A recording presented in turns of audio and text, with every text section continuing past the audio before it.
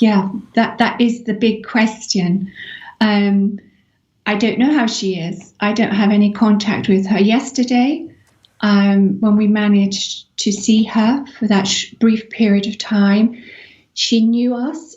She was kissing us. She was crying. We were all crying. We haven't had a visit since lockdown, but my mother was actually admitted into hospital in York with pneumonia, and the hospital actually allowed us to visit every day and to feed my mother. They said it was in her best interest that we were there, and that's what it's about. It's in the person's best interest, but the care home unfortunately won't allow us. Is it as long as well, that? It was no. I think it's under. It was just as lockdown was coming in.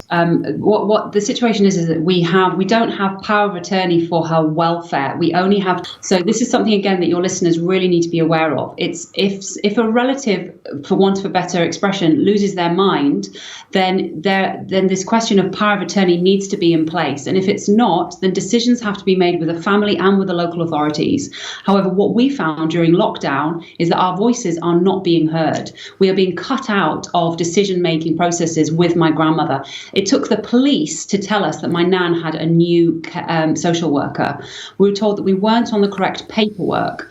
We were told that our safeguarding issue that we raised with the care home because of the deterioration of my grandmother has has evaporated. It's disappeared. So we're kind of stuck in this Kafkaesque nightmare where, of course, something incredibly desperate happens where you break into a care home in order to hug your mother, and then we ended up walking out with her.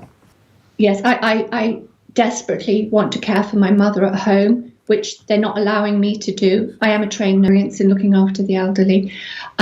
What I see just breaks my heart, and I know that people all around the country are feeling the same.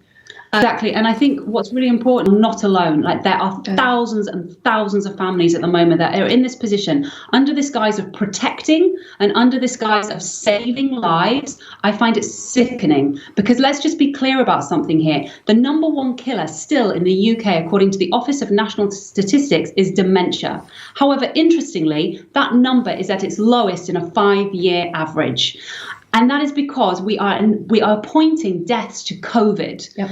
So this is the thing, we're getting so focused on COVID and deaths are being incorrectly attributed to that we're not focused on all these other issues that are as important, if not more important. It wasn't intentional. It was just high. The police were as good as they possibly could be. It was a difficult situation for them to be in. And to be honest, they didn't want to arrest my mum, but they were being told by social services that this is what had to happen. So the only option they had, my mum said, the only way you're going to get my mother into that care home is if you arrest me. They did. No, that she was driven back in our car by the police officer. She was all right because of dementia. She thought maybe she was having a ride out. We bought her coffee and a cream cake.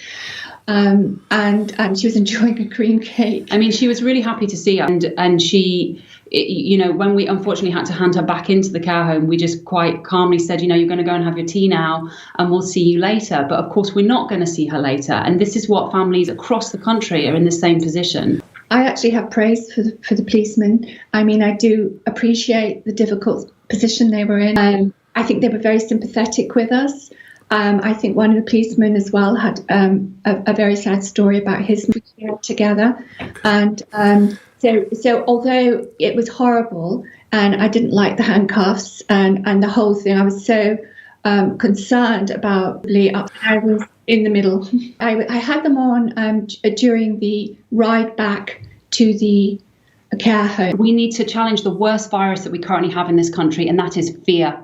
There is so much fear in this country that we are not thinking rationally. We are focusing on one illness that, although it is bad, it is not the only illness. We need to be having open debate about real health, not minutiae. We need to be having a debate that involves lots of different voices, and people like us need to be given key worker status so that we can go in and see our relatives.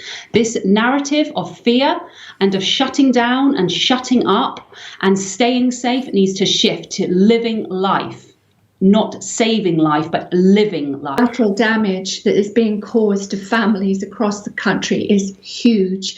There's so much destruction and families are just falling apart. It's destroying us. please, let us see our relatives. Let us help the care homes. We're here to help you. So let's just make this very clear. My nan, my 97-year-old nan here, who we have taken from the care home because we haven't seen her for 9 months, is now being taken back by force to her care home. My mother has been arrested. My mother is in the back of the car here. She is a qualified nurse who is wishing to care for her own mother. And here we have an incredible use of police time to take my 97-year-old grandmother back into a care home where she is deteriorating, where we haven't been able to see her for 9 months. Nan, I love you, and we are gonna...